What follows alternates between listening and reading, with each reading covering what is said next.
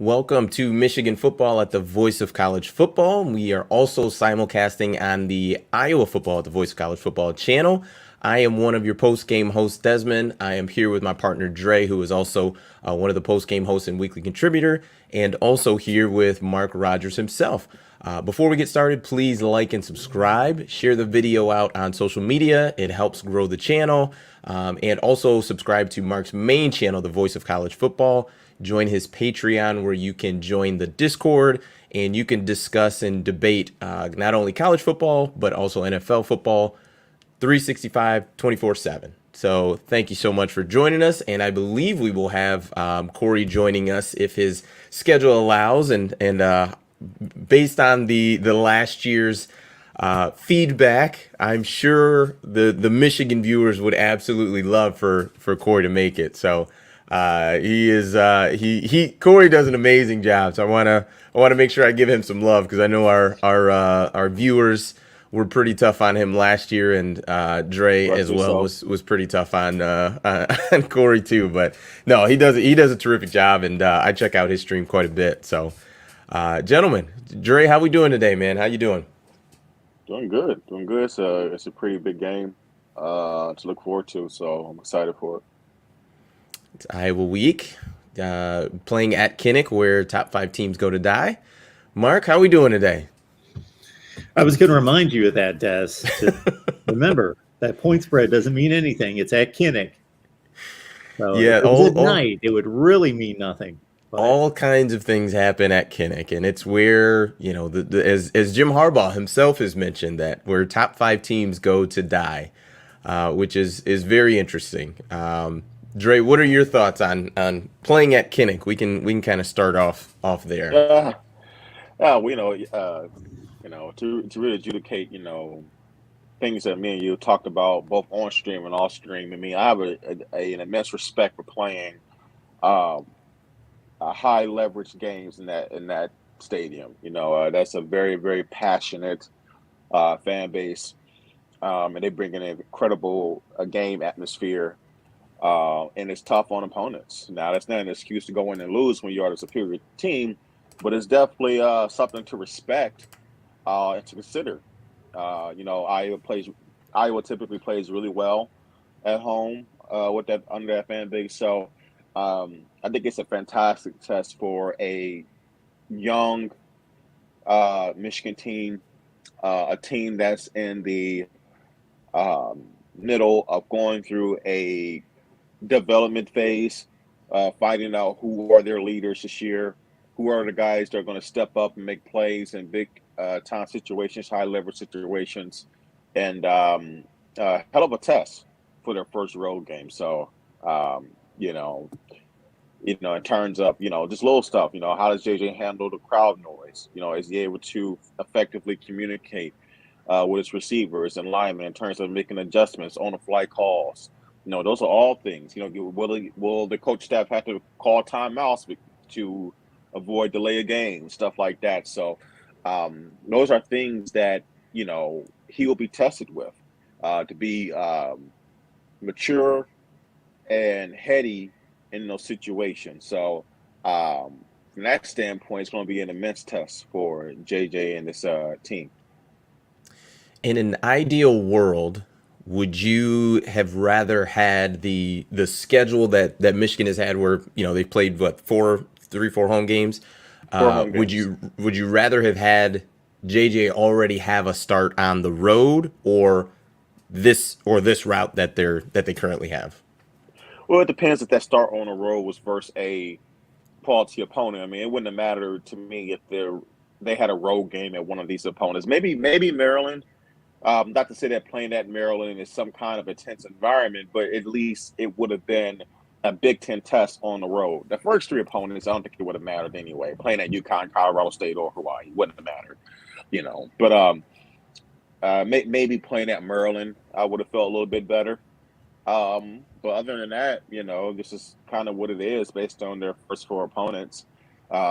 You saw, quite frankly, Michigan definitely didn't dominate Maryland, compared to their first 3 opponents. So there's definitely a lot still to learn and to be proven for this year's team.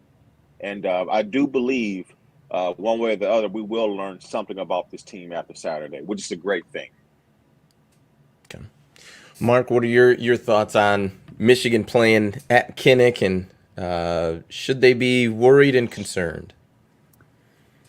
Yeah, I think they should be worried and concerned, maybe a little strong. Just have respect for their opponent, and I'm sure they do. I'm sure Jim Harbaugh's beaten that into their heads, because I guess there's going to be a temptation for a 19 or 20-year-old to say, we just played these guys 7 or 8 months ago.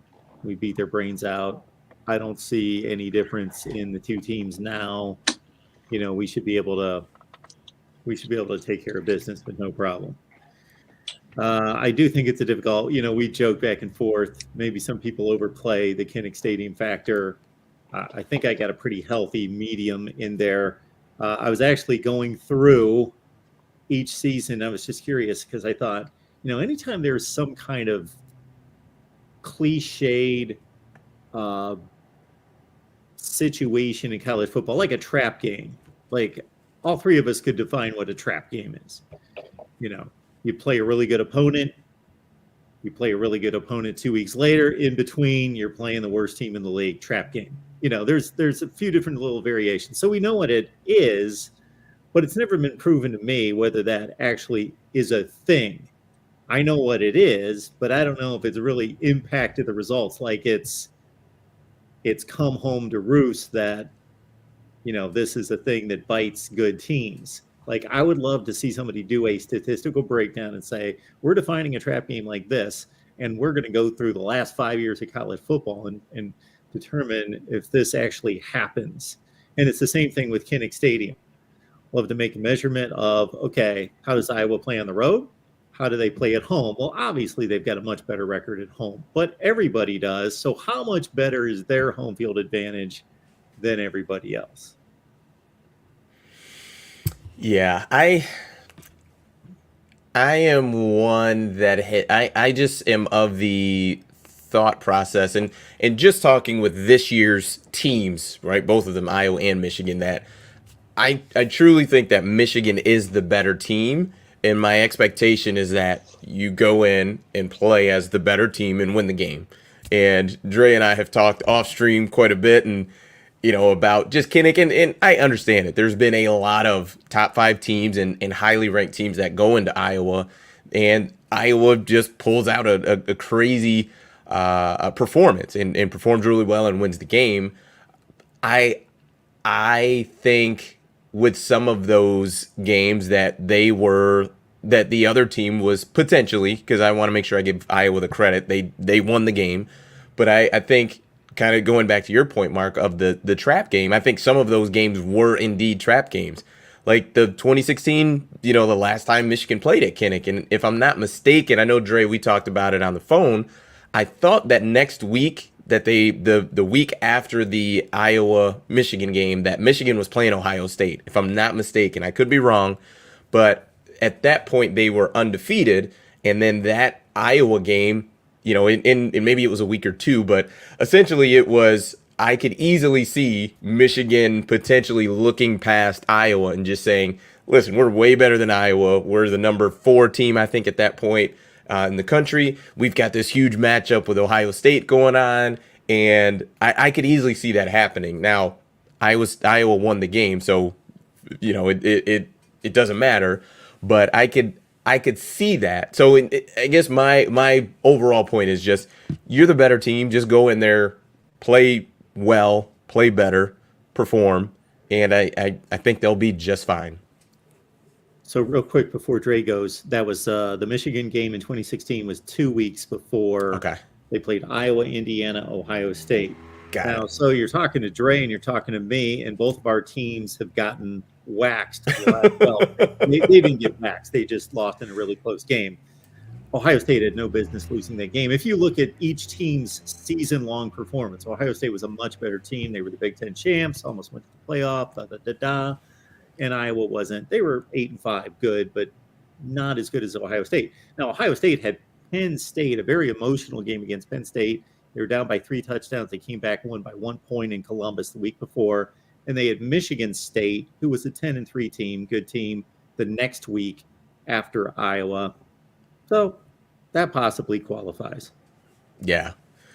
Yeah, I think Michigan will win the game on Saturday, but what I'd like to kind of go to is Dre, what does an Iowa win look like? Like what would have to happen for Iowa to win the game against Michigan on Saturday?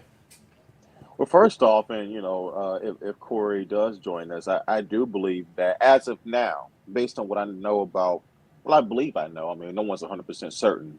What I believe I know about both teams right now, I actually give Iowa a slightly better chance to win this game than the Big Ten championship, based on what we know about the teams now, and that's because one, it's the first time starter on the road in JJ McCarthy. It is a somewhat hostile environment. Throughout JJ's career thus far, he is extremely talented, but he also has been very loose with the football, and his decision making has been spotty at times. So, an Iowa defense that is very opportunistic with getting turnovers, not only getting turnovers, but converting them to scores. That could be a potential recipe for Iowa to, not only get the ball from Michigan, but to turn it into points. And then all of a sudden you have a first-time starter in J.J. McCarthy being in a different hostile environment and a situation he's never quite been in. Yeah, that is a way that Iowa can win the game. Also, look, one thing that, we saw last weekend was, and then Maryland kind of went away from it, but Maryland was able to run the football versus Michigan in spurts. Now Iowa may have a very bad passing game, but, can they run the football versus us? Maybe. I don't know if we know enough about this defense to say that they can't, right? So I definitely believe there is a opportunity in terms of turnovers on the Michigan side and not being very effective with stopping the run that can give Iowa a slight window to upset us. So I don't think this is a game that Michigan fans should go into as a given. We're definitely the better team. Let me restate that for people who are not hearing me clearly. We are definitely the better team, but there is factors that could allow Iowa to possibly upset us on Saturday. Okay. Mark, what do you, well, regardless of your prediction, but how does an Iowa win? What does that look like on Saturday? So on Michigan Podcast Tuesday, Steve Dace wanted a prediction out of me, and I let him know I don't make predictions on Tuesday. So then he's like, can you really foresee Michigan turning the ball over like Rutgers? So you guys know what the deal was last Saturday, that Iowa's defense, again, outscored their offense. They scored 2 touchdowns. And they scored 2 touchdowns against a team that barely throws the ball. Like they're uncanny at this. And that seems to me, all three of us know football and watch football all weekend, our entire lives. And defensive touchdowns are rare. So if it was any other team in the country, I'd be like, well, you can't count on that. And of course they can't count on that. But they did it last year too, Mark. What's that? They did it last year too, though, Mark. Oh, I was going to say, they have the most interceptions and turnovers caused for 20 years. So this is obviously something they do all the time. So you make a good point about JJ. Like, I think he's elusive and dangerous in the open field. Like when he makes a decision, like, hey, he's back to pass, he sees a gap in the pass rush, boom, take your 8, 12, maybe turn it into 30 yards. But this dancing around in the pocket with the ball hanging out here, like that Iowa defense is trained to strip sack, knock it out of his hand. So he's got to know, okay, I'm making a decision, I'm taking off, or I'm throwing it away, or I can fit it in that window, but don't stand back there and juke around and try to like dance around in the pocket. Yeah, and I agree with both of your points. Go ahead, Dre. Yeah. And where JJ gets himself in trouble, and what worries me, what does worry me is that because he is facing, I think, the best defense he has faced as a starter by far, one thing is evident that is part of his growing pain is that when a play is not there, he is willing to wait and push to the very last second. And sometimes waiting too long and taking sacks or hits that he shouldn't take. And with Iowa, he's going to have to learn to be decisive and when to kill a play and when not to. You know, you can't be back there dancing like Mark said, or lead in turnover. Or even if you don't fumble the ball, you're taking a hard hit that you don't need to take. And we don't have Cade McNamara as our primary backup right now. So, you know, those are the little things that worry me. It's like, kid, you know, this is not the type of opponent where, look, there's a really good chance that Iowa is going to have things bottled up at certain times, right? And you may not be able to make a play right then and there. You have to have the foresight to understand, like, you know what? Let me get this. I don't care if it's 3rd and 8. It's just nothing there. I'm not going to force it. I'm going to get the ball out of bounds. We'll punt it, and we'll live to fight another day, especially with the understanding that this Iowa offense is not going to most likely shred your defense. So you don't have to force it. If it's not there, don't force it and move on, you know? Yeah, absolutely. And I think the big key is going to be patience. And I'm not sure I'd make an argument for it, but I believe that part of the reason why the Iowa defense does get more interceptions than, you know, the normal team, your average team, is, number one, I think they're coached really well to do that. But number two, I think that overall, I mean, their offense, I can't remember an offense in the last 20 years from Iowa that you would look at and say, man, they can really light us up. And I think coaches get impatient. Like, I think offensive coaches, I think quarterbacks get really impatient, and they won't just have a 9, 10, 11 play drive where you're just being patient. You're running the ball. They have your deep routes covered. Just take the check down. Like, understanding that I watch a YouTube channel, but it's about basically he just analyzes quarterbacks, and his big saying is, and I think it's J.T. O'Sullivan. So he used to play in the NFL for quite a few years, but the big thing he says is you'll never go broke taking a profit, which is just completing that 1-yard pass, that check down to your running back. If your post corner's not open, you're trying to take a deep shot. If it's not there, just either check it down, throw the ball out of bounds, or scramble, get 1 or 2 yards, get down, and live to play another play. But to do some of the things that JJ did last week, like you mentioned, Dre, of running around, taking hits, like you are going to put the ball in harm's way and also put yourself in harm's way. And I can imagine it's a difficult transition, because my thought would be, ever since JJ has been playing quarterback, whenever that was, whether that was peewee, middle school, high school, he has always been able to do that and get away with it, no matter what. I can't imagine him being in middle school and not being one of the fastest kids on the field. So I can understand it where you have that habit of doing it. And I would imagine a guy like Kyler Murray is probably pretty similar. Like, I've always been able to do this. Like, you can coach me all you want, but this has been my habit. This has been my bread and butter. But Kyler Murray's a freak athlete, he is. But it's the same thing, right? It's the same thing, that kind of the scrambling around. But JJ's he's got to be just cautious, because Dre, and I text you this, when he got hit on that fumble, with Maryland. I mean, he took a shot, helmet to helmet. Now, it wasn't like a vicious hit, but it only takes one of those for you to be in concussion protocol. Like, that's not something that you need to get in a habit of. But if he can look at that film from last week, if he can improve and really just be patient, just take what the defense gives you, because there's going to be someone open. It may not be the guy that we drew it up for, the guy with the yellow arrow, but if he can make sure that he's just taking a profit every single time, they'll be just fine. But if he gets impatient, I think that's the way that the path to an Iowa victory. And also, he has to work on his touch, and I'm not worried about it long term. I believe a lot of the overshots that he had last week was due to this lack of repetitions. I think he maybe a little bit too amped at times. I do believe he'll convert more of those long shots down the field. But it's going to be a good test because, look, Iowa's going to try to bait him.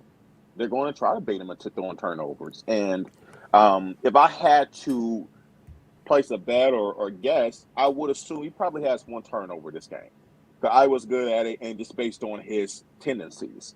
I think that's who's JJ was going to be. I think JJ is going to be, when his career is written at Michigan, he's going to be very exciting. I think he's going to have really good success, big time stats, but he will have his share of turnovers. I think that's the type of quarterback he is.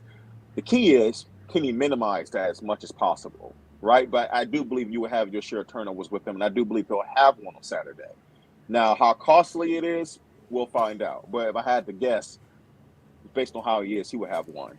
But, yeah. Well, and I would imagine that, to me, I think that's why I feel like this Iowa team, although their offense is worse than last year, worse than the Big Ten championship, I think they have more of a chance in this game because one thing you knew about Cade McNamara was that he was not going to turn the ball over. He was not putting the ball in harm's way. He was going to check it down. He was going to, if that deep throw and that, that big play wasn't there, he wasn't going to take it. Whereas JJ is going to take some chances. I think that's just in his DNA.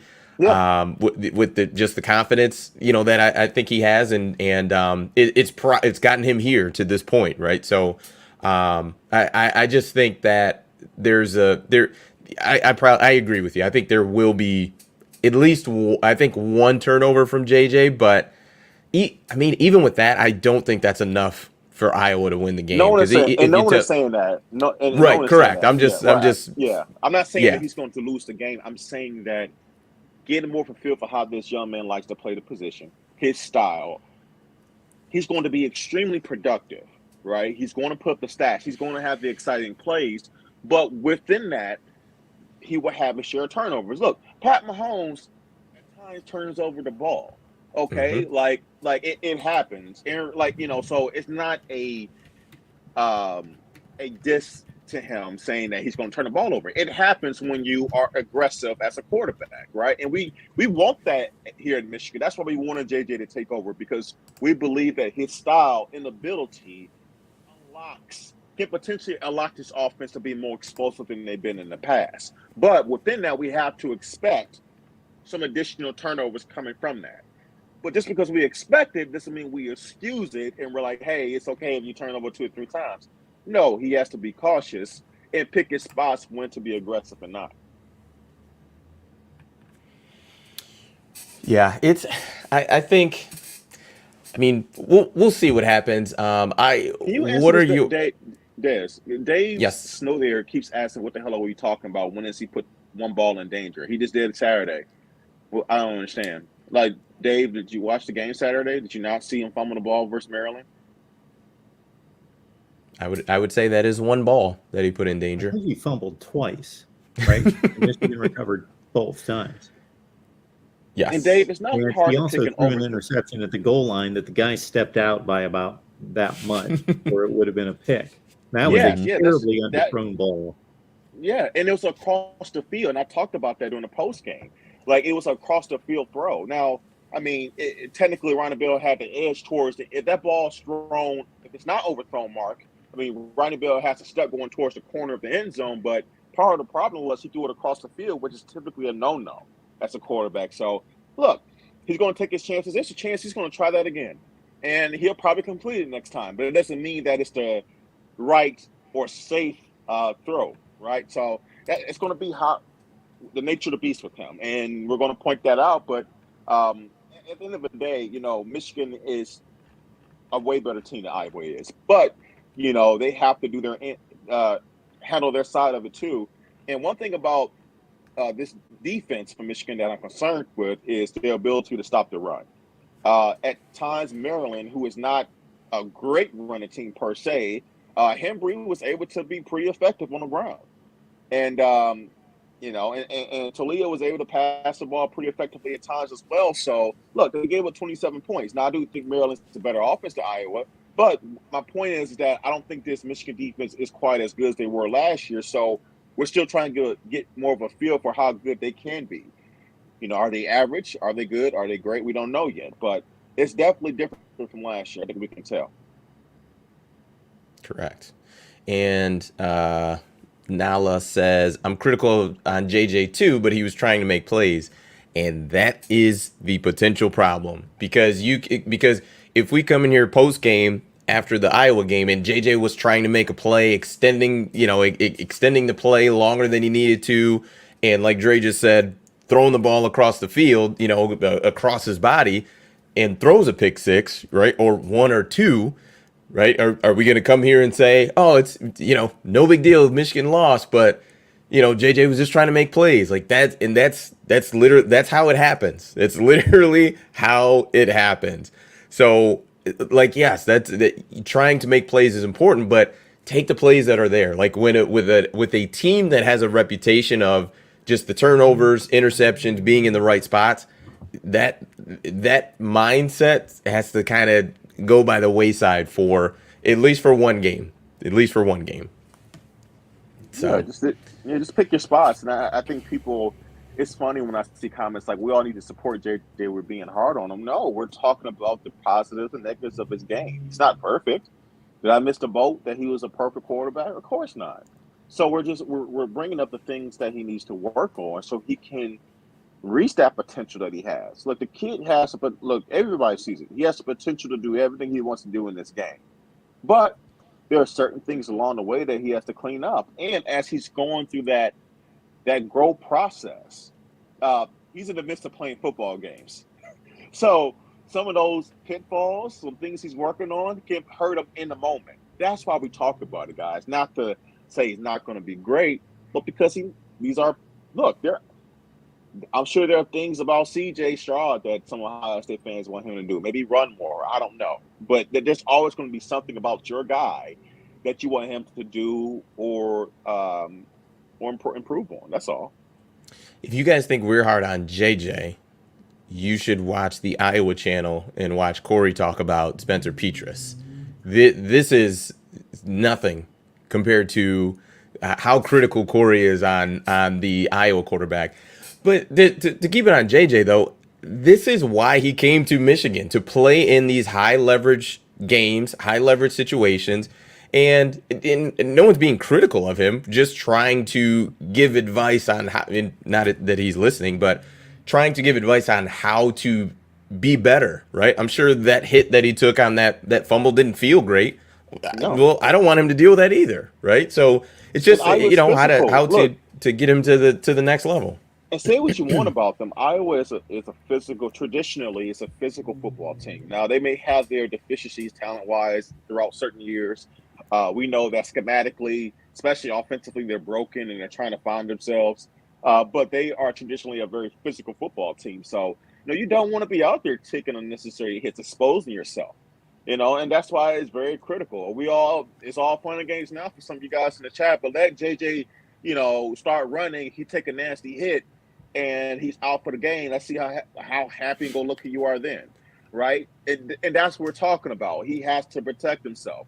Everybody's want to bash Cade all they want, but you put, Warren or Orgy in a situation that they've never been in their life to win a tough road game at Iowa, and let's see how comfortable you are then. You'd probably be clamoring for Cade McNamara.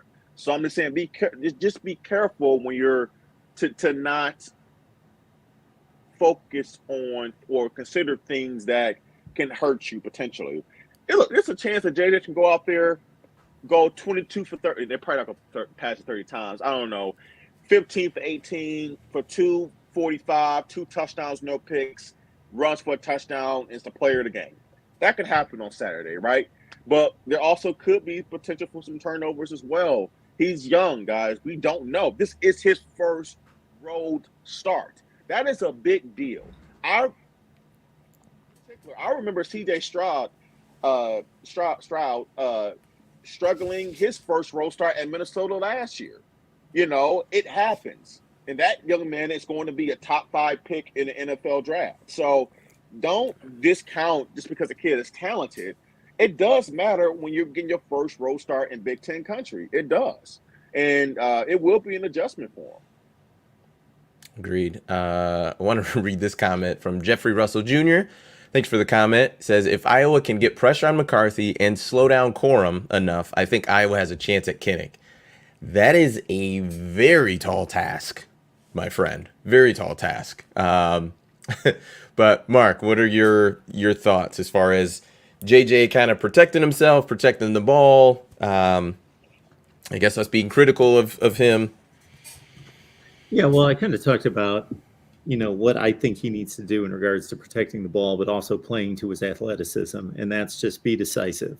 Be decisive. Every play, you're either going to deliver on time, you're going to throw it away, or you're going to take off and run. But don't stay in the pocket for too long because, again, this is a kind of defense that looks for opportunities to turn you over.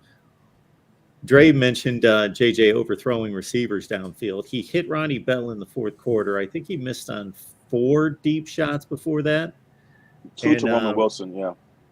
Yeah, what I find what will be interesting to track over the next several weeks is obviously if any one of us were evaluating 2 quarterbacks and we took them out and watched them throw, we would want the guy that can throw the ball the furthest. Like we're just talking, we're just throwing deep balls because obviously with a Michigan wide receiver room, you don't want a guy that can't reach the receiver and you're wasting that downfield threat. But if he continues to do this, let's say he just for some reason has a propensity to always overshoot these guys, he's not giving them a chance to make a play on the ball. If you get a quarterback that's underthrowing those deep shots, that's not good.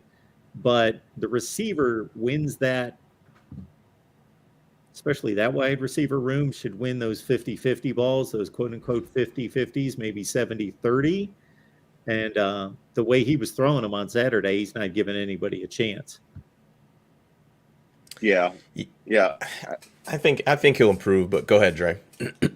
No, I think I've heard Joe Klatt say this, that he'd much rather you slightly underthrow a receiver and have to come back and readjust to it than overthrow. At least if you underthrow a guy slightly, there's a chance he can come back and still get the pass. But if you overthrow guys, almost impossible for them to make a play on it without, besides diving and maybe getting their fingertips on it. So, I think that's like the hardest part. You always want to give your receivers a chance to make a play. And, I think he will get better, but definitely, look, I don't want him to change. I want JJ to still take those shots, but, he needs to get better at converting. That's just it. Nala is telling me in the chat that I'm being over dramatic. That's certainly one of my characteristics, being over dramatic. Oh, it's Nala, how do someone you had know put. No, stop. This.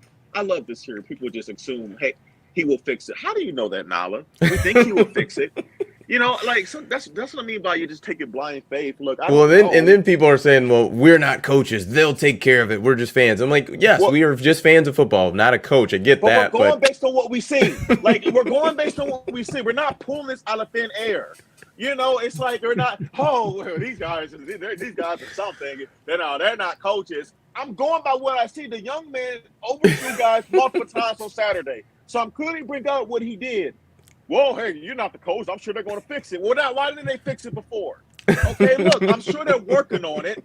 God, no one is saying JJ sucks. No one said that. We just clearly said what he did. Haven't we said multiple times the kid is talented? He's probably going to do very well. Goodness gracious. Go ahead.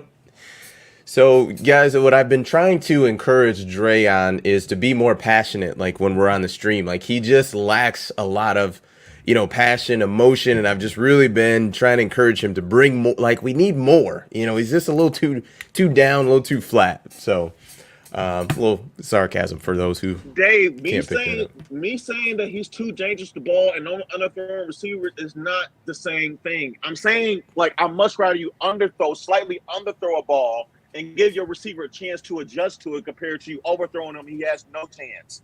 Okay. I'm talking about decision making. One thing is decision making, the other is a touch or a pass. Okay. And thank you, Mr. Jones. Completed 70% of his passes. No one said he sucked Saturday. No one said that. He had a good game, but there are definitely things he can improve on. Okay. there's things everyone can improve on, no matter what. Even Georgia. Georgia has things that well, especially after last week. I mean, they gave up 22 to Kent State, but yeah, it just, yeah, is what it is. So yeah, so and I'm hoping Corey can jump in because would like to talk a little bit about the Iowa offense. Obviously, I know they have been having a lot of issues. I tune in most weeks on the Tuesday stream with Corey and Mark, and you know, brother, Corey is very critical on Iowa. Brother, it's not enough super glue to piece back together that offense. It is broken beyond repair.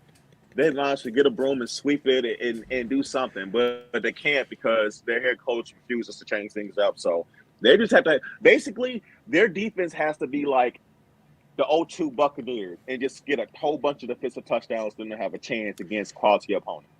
So Iowa's played, 4 games? I think their defense has outscored their offense in at least 2. I think it might be 3 out of the 4. That's crazy. Yeah. I mean, and that's where I think even if JJ is not careful with the ball and he plays the exact same way, I still find it very hard to believe that, Michigan will only score 14 points in the game. Like I think Michigan essentially can roll out of bed and score 4 touchdowns. Not that it'll be simple, but I think they can do that. So, so we're talking 4 turnovers, 5 turnovers that you need? I mean, that's just a lot. This may sound ridiculous, but I'm going to say it anyway. The 3 of us know football. We're not coaches. We're nowhere close to being coaches. But we all know the various teams that comprise the 131 teams in college football. You have your Rices and North Texas, and you have all these schools that have nowhere close to the talent and ability and resources and everything. Hey, don't disrespect the Mean Green Machine now. Okay, yeah, I'm just grabbing teams. South Alabama, whoever you want to grab.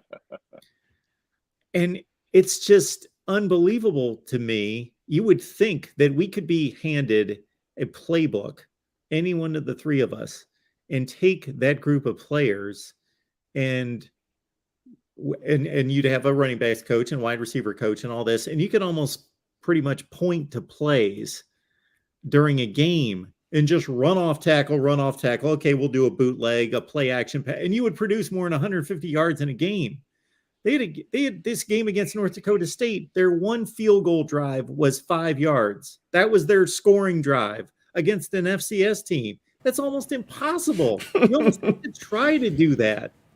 It's almost like the offense. Man. It's almost like the offense had a mutiny versus the defense to say, you know what, you guys win this game because whatever. Like I don't know. They're close to that.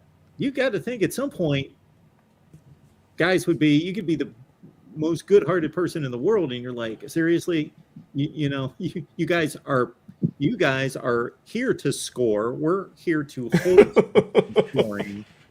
And we score and hold teams from scoring. That's it. I'm done. I can't take the hate anymore, Mark. I've held my tongue. I waited for you to listen to you rant for the last 2 minutes. I can't take it anymore. Corey, what's up, man? I took this upon myself. As you can see, I'm outside. I'm not my natural habitat here. Well, maybe since I'm outside, maybe Michigan fans think I am in my natural habitat. But I will say this: the reason I'm outside is to demonstrate the level of the lack of respect I have for the Michigan Wolverines. I don't even need to be in my studio. I can break this all down, anywhere I'm at. So no, in all due reality, if you watched the show yesterday, Des, you listen to me year round, so you know that I am less of a homer than many of the people in the Michigan channel think, but I embrace it when I'm on here. I think when you said that you can't see a scenario where Michigan scores less 14 points or less, I think you're probably right. But at the same time, I don't think Iowa State's offense is that bad. Is Michigan's offense that much better than Iowa State's offense? Iowa State has one of the best wide receivers in the country. Granted, they lose Breece Hall. They lost Brock Purdy. I'm not by any means saying that Michigan's offense isn't better. It is. But Iowa held Iowa State to 10. And, that was a game that Iowa probably should have won. If you don't fumble on the goal line, you probably win that game. So I don't think the magic number is 14. I think it's probably closer to 20. If Iowa can create 10 points defensively, I know that sounds ridiculous that we're putting that on a defense, but if you can create 10 points defensively, and let's add in special teams, if they can get, oh God, here we go again. They blocked 2 points. I love all you segments from last December's show. And I just think it's funny. Here we go again. Go ahead, Corey. Please. I think it's funny we have 3 college football analysts, including Mark Rogers, on here, and y'all just shut down the importance of 2 of the 3 units in football. Like, I understand Iowa's offense sucks. That's not new to anybody. But special teams and defense is part of the game, and I have people laughing, oh, it's going to be a boring game. Well, sure, it's going to be a boring game. They have won a lot of games this way. So I'm not saying they're going to win Saturday, but I'm just saying Michigan fans or whoever you're playing on a weekly basis, don't be surprised when Iowa gets you the ugly, old-fashioned way. Because if anybody's going to do it, it's going to be Iowa. And they do it regularly. More entertaining to listen to you 3 talk. Ugly so I'm only going to make one more statement. You don't need to hear anything else out of me because I want to kick back and listen to you 3 for the next 15 minutes. I will make this one statement. I am contemplating an Iowa win. I am considering predicting Iowa to outright win the game. Of course, a Buckeye would say that, but I respect you, Mark. Well, here's my thing. I would say that Michigan special team. I mean, I believe, and maybe I'm mistaken, but Michigan special teams coordinator just had an article written about him about how high level the Michigan special teams have been performing. Now, I do understand one punt block. Literally, it takes one guy to mess up and screw up his job. But I just yes, you have mentioned Iowa has won a lot of games like this, but have they won those games against a team as talented as Michigan? Yes. Okay. I'm not convinced of that. I'm talking the recent history. If we want to go back to 2016 and those things, great. That's not recent history. The last 5 years isn't the last 5 years. I'm talking the guys who were on the football team when that game was played. That's what I'm talking about. Okay. But guess what? Iowa football has stayed the same over the last 23 years. So regardless of personnel, they win the same way year in and year out. All I'm saying is, again, I want to make this clear. I am not predicting an Iowa win. I'll make my pick tomorrow and release it on my channel. But I'm just saying, Des, Iowa, you've seen the numbers out there. I saw Fox Sports tweeted it out today. They have won 4 of the last 5 contests in Kinnick against top 5 teams. That's an unbelievable number when you consider how Iowa plays. This is not Alabama. If there was a stat like that for Alabama, sure. We're talking Iowa winning against top 5 teams 4 of the last 5 times. And the one game, let's throw it over to Mark for a second. You know what the one game they lost was, Mark Rogers? Against a top 5 team in the last how many years? You said in the last how many years? So I'm guessing it was the game that Trace McSorley threw the touchdown in the back of the end zone with 1 second left. They lost on the last play of the game against Penn State in 2017. So my point is, it could easily be 5-0 against top 5 teams in the last however many years. The last 5, I don't know where that stretches back to. I'm guessing that goes at least a decade back. So we've seen Giants fall. Michigan's experienced it in 2019. I do think this is a better Michigan team. I think you guys would agree with that as well. I don't think this is the 2016 Michigan team that's starting. Who's the guy that started that game that got hurt? Wilton Spate. Yeah. So this is hold not. On. Now, Corey, I will say this now, and to get to the nuts and bolts of it. I don't know if you heard this earlier. I did say that I actually give Iowa a better chance to beat Michigan this Saturday than I did in a Big Ten title game because this is a different Michigan team. This is a Michigan team that is we're still trying to find out what they are. I think their defense is not as good as they were last year. Definitely don't have the disruptors they had last year. Now, against the Iowa offense, they probably don't have to be nearly as disruptive because Iowa's offense is going to disrupt themselves. But, I'm sorry, I couldn't help it. But, in terms of the Iowa defense, look, we have a first-time starter on the road in J.J. McCarthy, versus an Iowa defense that is really good at converting, not only getting turnovers, but converting them to scoring opportunities. So, look, I do believe there's a formula for Iowa to win a football game. Now, I do understand the importance of special teams. I'm not looking at a block punt here or, the ball going off a Michigan player's face mask like Maryland. But I do believe that if you guys can force J.J. McCarthy in third and long situations where he has to feel the pressure to convert a play and not be willing to be patient throughout the course of the game, there is a chance that you can turn over this kid and put Michigan in a bind. So there is, I'm not counting you guys out at all. I definitely give you a better chance Saturday compared to last year.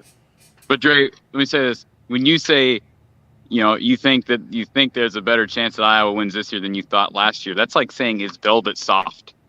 Like the game last year was being last year was being played in Indy. I think that's what I'm saying. I think everybody in the country still, despite the reputation that they've built and the data represents it, I don't think people realize the home field advantage of Kinnick. And so there is no comparison last year, regardless of personnel. They have proven that 12th man is unlike many. I'm not going to say like any, because I've never been to Baton Rouge and I've never been to a whiteout at Penn State. But yeah, you're right. I'm agreeing with you. But there's no question Iowa's got a better shot. And I don't see any way that. So you're saying that based on what you were saying, you're saying that if Michigan play Iowa, let's say in weird universe, the Big Ten championship was at Kinnick, you think Iowa would have won that football game even after knowing what both teams were last year? I think it would have been a much closer game. I don't know what the score would have been. Are we denying that it wouldn't have been a much closer game? Well, potentially. I mean, come on. Hey, listen. Iowa was not scoring more than 3 points. It doesn't matter where they played. Des, back me up here. Now, Corey might not know this. I give immense respect to playing at Kinnick. I've been saying that since the summer. This was always the game that I circled on the schedule for Michigan, and I said it was going to be a legitimate chance to potentially lose or be an extreme test for this football team. So by no means am I going into this game with 100% certainty that Michigan is going to win. However, I do know that similar to last year, there has to be things have to go Iowa's way. It's not going to be just position to position. Iowa's going to win that battle. I'm sorry. I understand, but I'm just saying right now, it's very rare that teams go into Kinnick and blow them out. Here's an advantage that Michigan has. This new deal with Fox, not the new deal, but the new deal with Fox really helps Michigan because this game is being played at 11. If I'm a Michigan fan, I'm thrilled to death it's not a night game. That's the worst case scenario. You do not want a night game at 7 o'clock in Kinnick on ABC, because that has traditionally been the time slot and the game that Iowa tends to beat opponents. I will say this, Iowa did get their tails handed to them in what was that? Late October last year against Purdue at home. Now Purdue, I think Purdue, we've talked about this many times on the Iowa show. Purdue has a system and an a head coach that understands how to attack Iowa. I don't think, like Jim Harbaugh, they obviously won thoroughly last year, but I wouldn't venture to say that I'm convinced that they have a head coach who can exploit Iowa the way Jeff Brom has and does.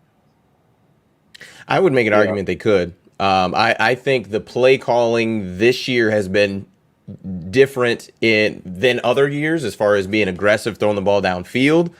I think that the wideouts for Michigan are better than the wideouts for Purdue. Maybe sans David Bell. He was really, really special. David Bell is really But I mean, I don't know. Maybe I'm crazy, but we're not talking about playing Clemson in Death Valley. Like this is not. You guys, when you beat Ohio State a few years ago, that was in the day. I'm pretty sure that was in the daytime. So I mean, look, I see what you're saying about the game being at night. By all means, that is an incredible atmosphere. But I think even what the Penn State game last year, wasn't that a 3 later start? I know it probably turned into a night game eventually, but I think that was a 3:30 start, if I'm not mistaken, the Penn State game last year. But anyway, I think it was. I think it was a 3 o'clock. Kind of a weird time to start. Yeah. I understand, and you know, Des, you say, well, it's not like going to Clemson and Death Valley. I would say without going to Clemson, I know you've never been to Kinnick. I wouldn't venture to say that Death Valley is any more raucous or tough to play than Kinnick. The teams are certainly different, right? That's a much more talented Clemson team year in and year out. But I tell you, you put the talent of a Clemson and Kinnick, that's going to be hard. And we got to remember too, a lot of these wins. And I know Michigan fans will laugh at this, that we're talking about renovation in light of previewing this game. But a lot of those wins Iowa had in Kinnick over top 5 teams for the past 5, I don't know how many came since they renovated that north end zone, but it's worse. And you probably watched the Penn State game last year because it was like a 2-3 game. And we know Taquan Roberson had problems even hearing his, communicating with his offensive line. Had like 4 false starts down that north end zone. That is a factor. We saw it at South Dakota State earlier this year. You can't hear your calls. And J.J. McCarthy is a young guy. He's never played in this type of environment. He certainly has never started in this type of environment. Does he have the tendency to take unnecessary risks? I guess that's a better question for you guys. But I released it on my preview here earlier this afternoon. My biggest key to this game is, first of all, Iowa is down 2 of its better corners right now. I'm not saying they're 2 best, but 2 of their better corners right now in Brendan Diaz-Fernandez and Terry Roberts. Roberts may end up playing, but he's not listed on the depth chart. If both of those guys are out, then you're down to Riley Moss and Cooper DeJean, both of which have proven to be vulnerable at times. But Riley Moss won Big Ten Defensive Back of the Year last year, and Cooper DeJean has the lead in the Big Ten for interceptions so far this year. So those are good corners.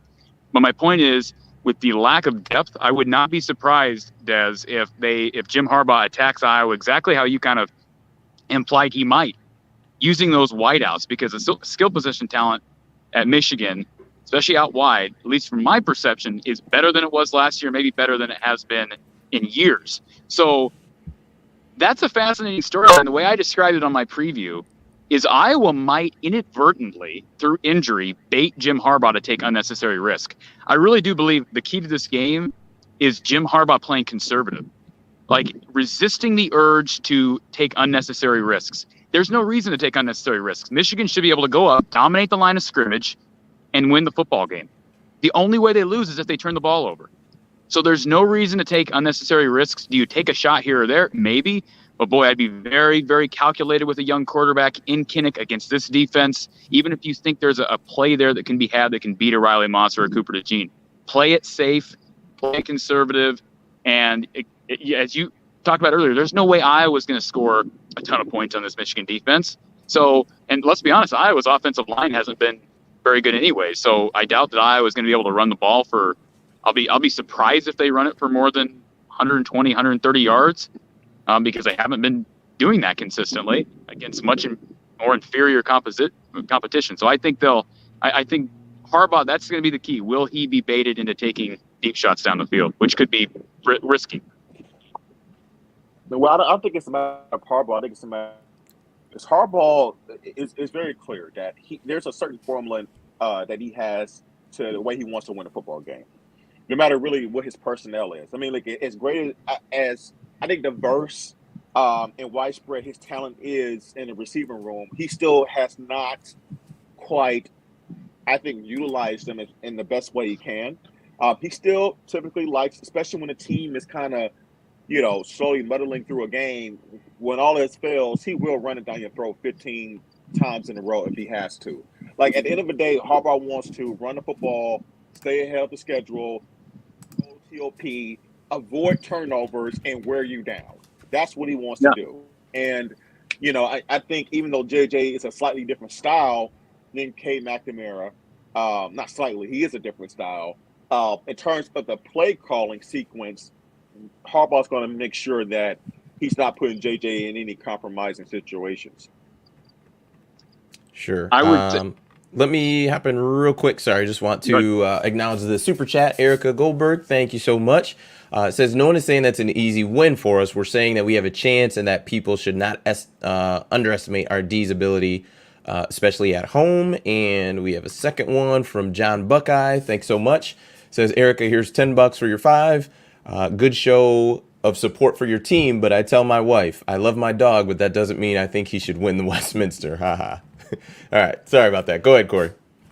No, I see Bryant's comment. This last comment from Bryant in the chat.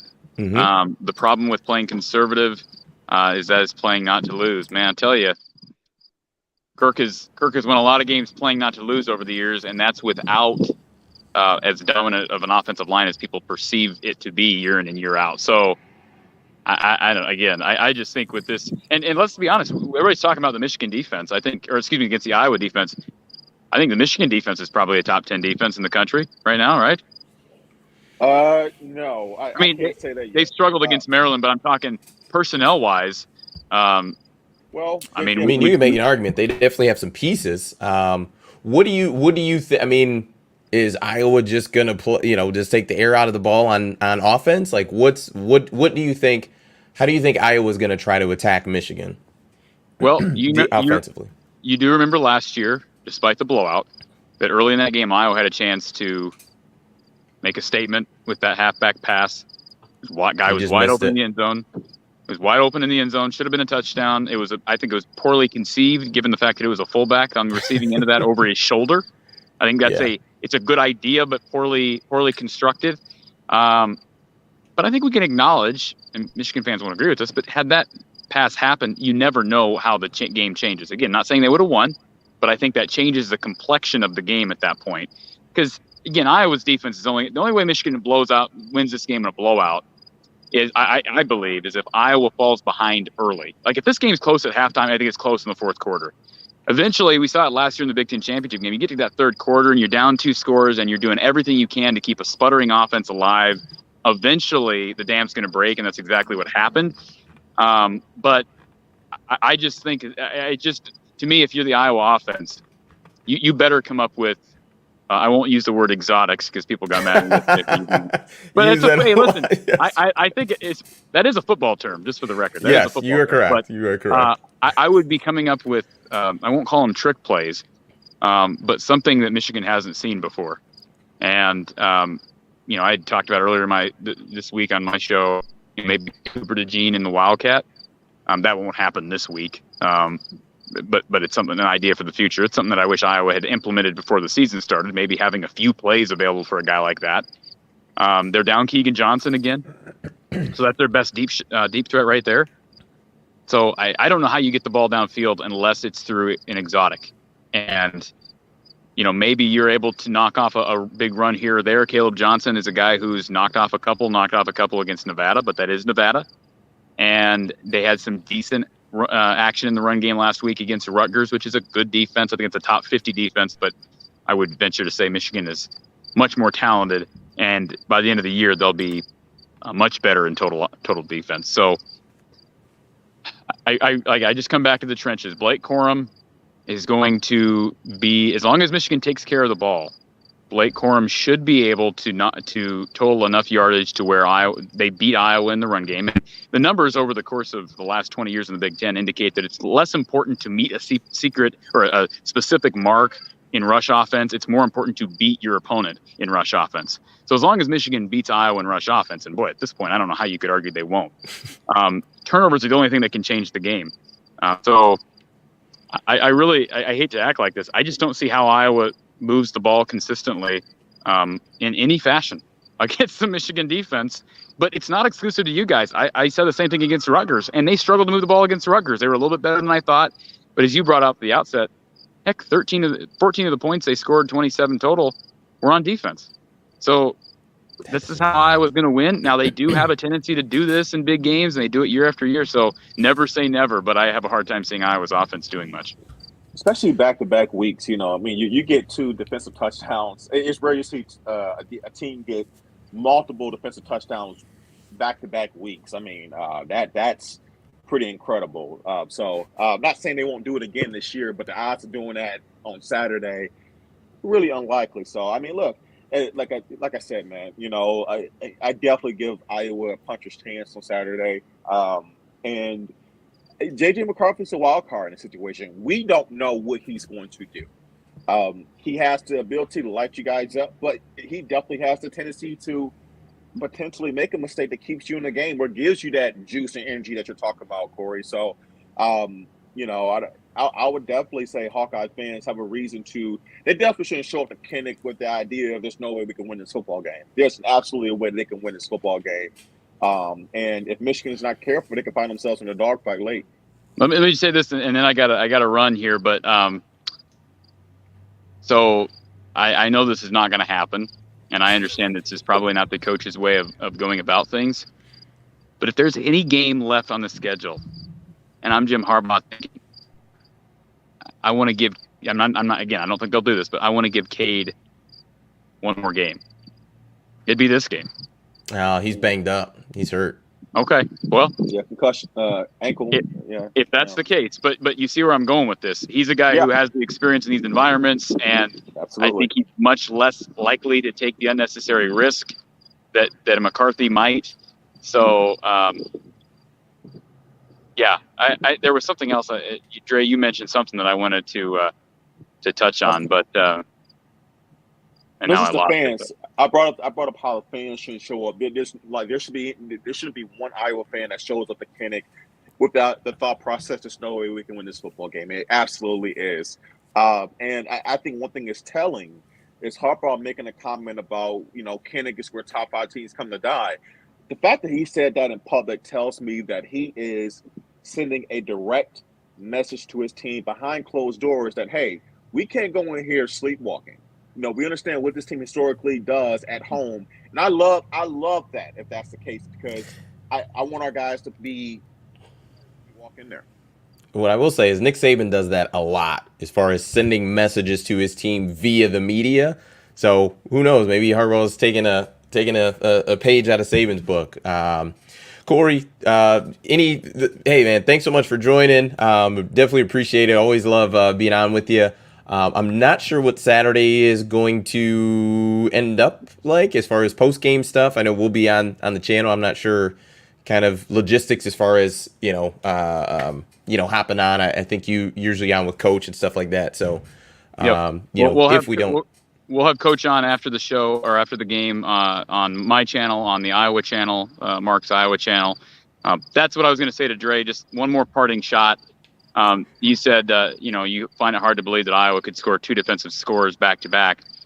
Just as a reminder, Iowa not only scored pick 6 last week against Rutgers, they had a fumble recovery for a touchdown against Rutgers. They had an interception against Nevada, 2 block punts against Iowa State, and 2 safeties against South Dakota State. So they are the whatever anybody thinks is the rule of like logic or just the chances of things, the rules of probability. You kind of throw those out the door with Iowa. They kind of just break those rules on a daily basis. So maybe you're right. Maybe Michigan will play clean, and if they play clean, they'll win this game. Perfect. Hey, we're looking forward to it, man. All right, man. You guys have a great day. Appreciate it. Thanks, Corey. You too, man. We've got a super chat. Erica Goldberg with another one. Thank you so much. Says, here's $5 to match your $10, John Buckeye. Not sure how you got that out of my super chat. I've never said Iowa 100% wins. I said it's possible. What I will say is there's no puncher. To me, in my eyes, there's not a puncher's chance of Iowa winning this game, because essentially what you're talking about is J.J. McCarthy having an absolute meltdown, one that he probably hasn't had in his career. I mean, we're talking 4 pick sixes. Stop. Why? Okay. Be a little respectful to Iowa. Now, look, he doesn't have to have a meltdown. No. Listen, no, because at some point we've got to acknowledge Michigan is the better team, and the things that need to happen, and I kind of go back to the Big Ten championship, because we're talking about, Cade's got to throw 2 picks, and Michigan's got to muff a punt, and we got to block a kick and score. Like, all of these things that have to happen, what are the percentage chances of those things happening? Like, they held Iowa State to 7, or to whatever you said, 10 points. They still lost. And Michigan's better than Iowa State. But the difference is, especially between one of the reasons why I couldn't give Corey any breathing room in terms of his arguments for why Iowa's going to win in the Big Ten title game was because by then we knew definitively what both teams were, what they did well, what they didn't do well, and there was no formula that Iowa could come up with that realistic based on what Michigan did. Right? Michigan did not turn the ball over last year. Right? They were heavy in veteran and leadership experience all across the board. This team is a little bit different. They do have veterans, but they're still trying to come to form of what they really are. What is their winning formula? Is it leaning on it right now? Thus far, is leaning on their star running back. Right now, Blake Corum is a straw that stirs the drink for that whole football team, right? And so, look, I'm trying to figure out what this team is, and JJ is young, so it's not. He doesn't have to have a meltdown. He can just be having he can have a typical struggles of a kid on his first row start, 2 turnovers, But how have a meltdown.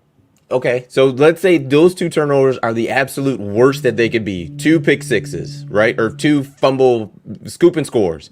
That's 14 points there. So I guess my question to you would be how many points do you think Michigan is going to score on Saturday? Gosh, that's a good question, man. I actually think that it's going to be. Do you think it's less than 20? No. I'll go 20.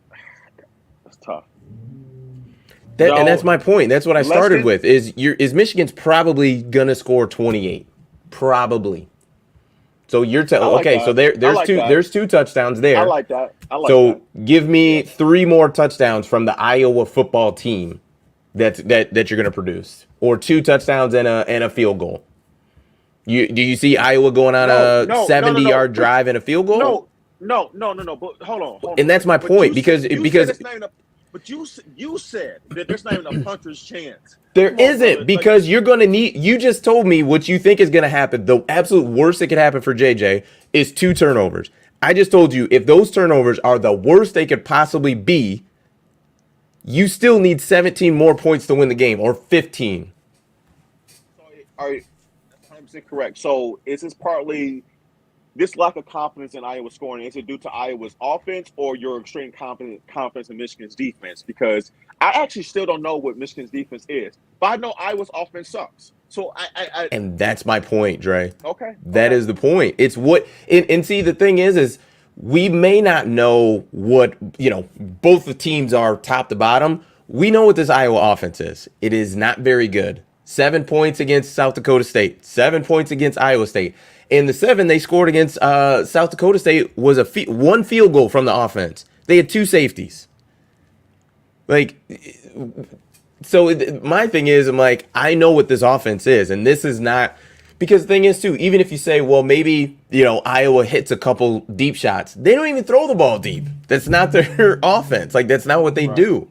So I and then also too, you've got, Michigan has some really good playmakers. We saw DJ Turner with a big interception last week. He's been playing lockdown defense from the jump.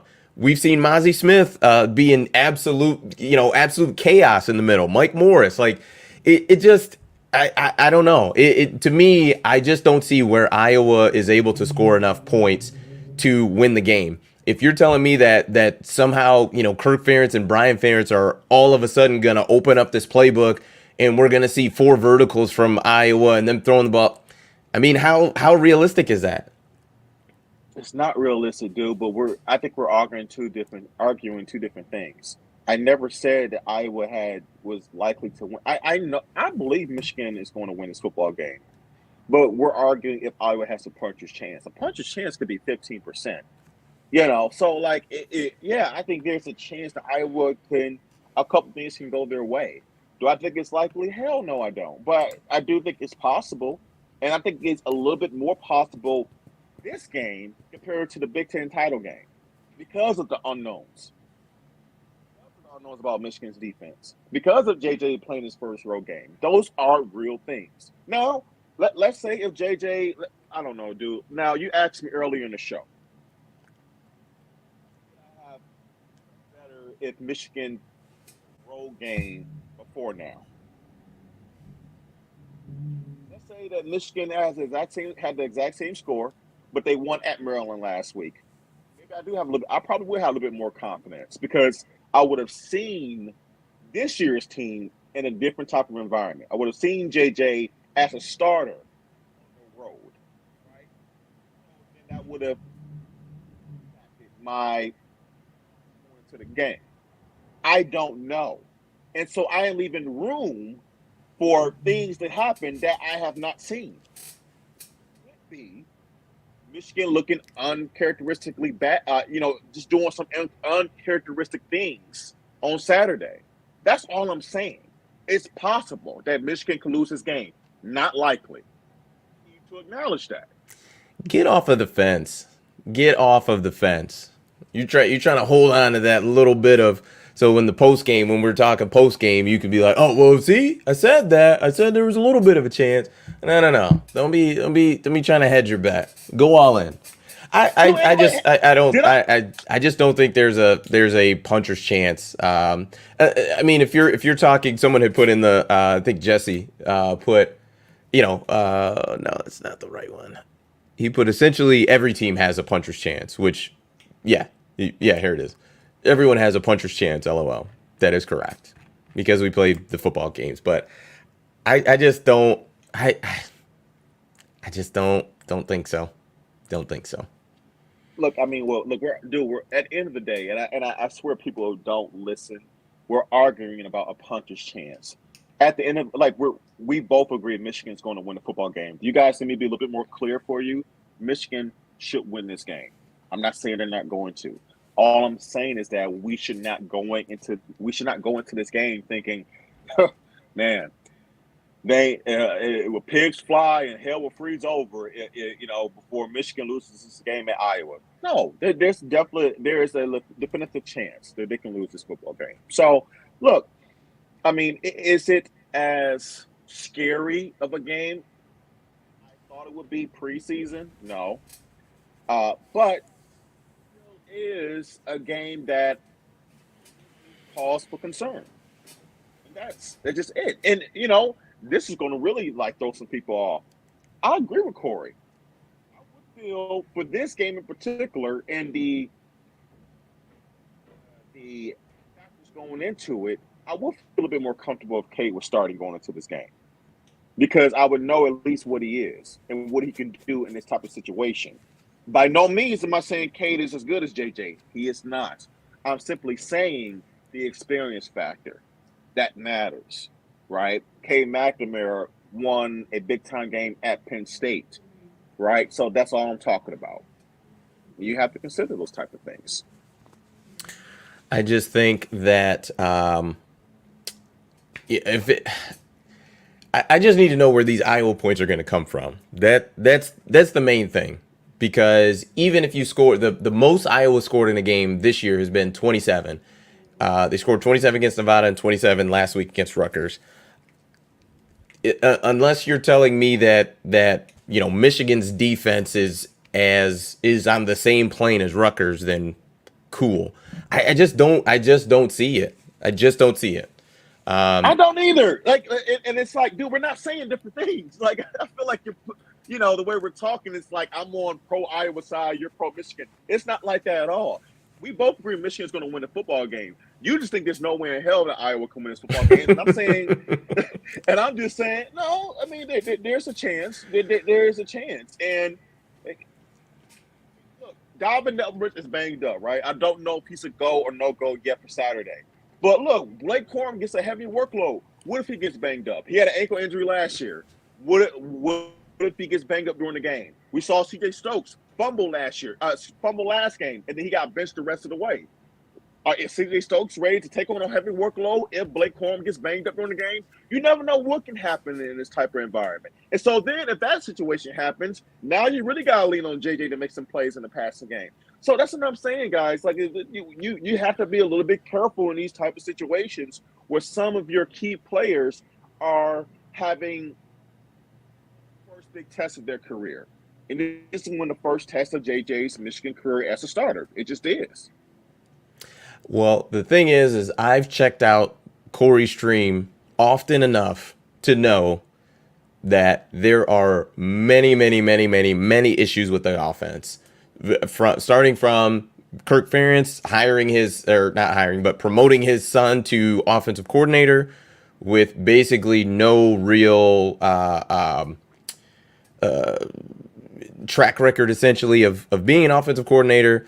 the quarterback not playing well, the offense, Corey has said these things, and he is someone who watches Iowa every snap of them. So for him to say that there's a lot of issues with the offense, and we continue to see the same thing week after week, like I'm taking it from him, from Corey, the actual person who watches every single snap of Iowa, that he does, you know what I mean? That there's a lot of issues with this offense. And if you're telling me in 2022 that a team that has a rough time moving the ball is going to beat a team who I think is pretty good in Michigan, it's just tough for me to see that. And I don't see that. I don't see that. So Well, look, that's fine. I mean, look, we're it is what it is. At the end of the day, I think we're both picking Michigan to win the football game, and God forbid I tried to play devil's advocate a little bit and just kind of talk about all aspects of this game. You know what? I'm just going to do this. Go blue. Yeah, there's no one in hell Iowa can beat this. We're the best in the conference, and everybody else can kick rocks. That's just how much that. No, that's why I need to say that. Please, everybody. We're going to win. We're the best. JJ for Heisman, Blake Horn for whatever the Walker whatever award. What else? What's the DB award that we can get the GJ Turner? Oh, what about the defensive lineman? What's it, the Burns-Nack, whatever award it goes to for Mozzie Smith for the best defensive lineman of the year? Let's just do all that, because whenever you try to give additional perspective to the opponent while we can lose, that's not good enough for people. They just want to say to help everybody else and we're the best, and that's just it. I don't know. I don't do this to please everyone. I'm trying to give a full perspective on all aspects of the game. That doesn't mean that I doubt my team. I just realized that other team is playing too, and sometimes whatever. Here's my thing. I just want all of the people who are like, oh, Desmond's being so smug about this. Like, when I think that there's one team that is clearly better than the other one, that is what I'm going to say. So I would like you folks to make sure you're at the post game, because I'll definitely be here, and we can go from there. So that's it. But great job, Dre. Everyone is very excited. King Dre. I've never heard that before, that term. It's interesting. That's a good one. But I'm just gonna say go blue. I'm just gonna say go blue all stream now. Go blue. Hell to the hey, Lakers. listen. We will be here Saturday after the game. Those who stay will be champions. Yes, that. So yes. Anywho, thank you everybody for tuning in. We appreciate it. Corey will be live after the game on the Iowa channel. We will be live after the game on the Michigan channel. Feel free to tune in. We appreciate it. And that is it for us. Peace. Yeah, go. Peace.